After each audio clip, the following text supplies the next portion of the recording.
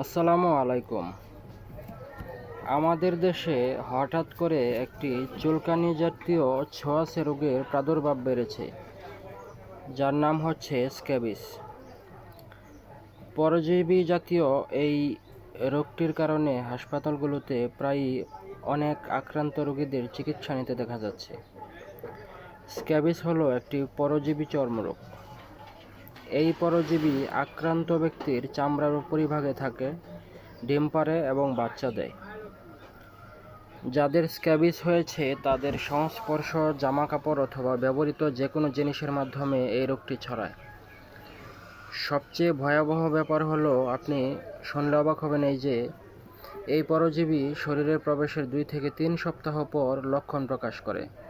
তার মানে হচ্ছে 2-3 সপ্তাহ আপনি বুঝবেনই না যে আপনার শরীরে একটি পরজীবী সংক্রমণ হয়েছে। এই রোগের প্রধান লক্ষণগুলো হলো, আক্রান্ত ব্যক্তির সারা শরীর প্রচুর পরিমাণে চুলকাবে, বিশেষ করে রাতের বেলায় এর চুলকানি অনেক বাড়বে।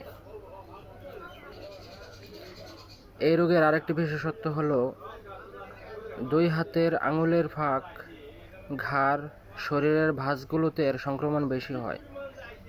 এসব স্থানে ছোট ছোট ঘামাচির মতো ফুসকুড়ি দেখা যায়, যেগুলোর ভিতরে পানির মতো পদার্থ থাকে। এবার বলবো এর চিকিৎসার ক্ষেত্রে আপনি কি ব্যবহার করবেন। স্ক্যাবিসের চিকিৎসায় সবচেয়ে ভালো ওষুধ হলো পারমিথ্রিন 5%। স্কয়ার কোম্পানি যে ওষুধটির নাম দিয়েছে স্ক্যাবিস। স্কয়ার কোম্পানি যে ওষুধটির নাম দিয়েছে, আপনি স্ক্যাবিসও ব্যবহার করতে পারেন অথবা এই গ্রুপের যে কোনো ওষুধ ব্যবহার করতে পারেন।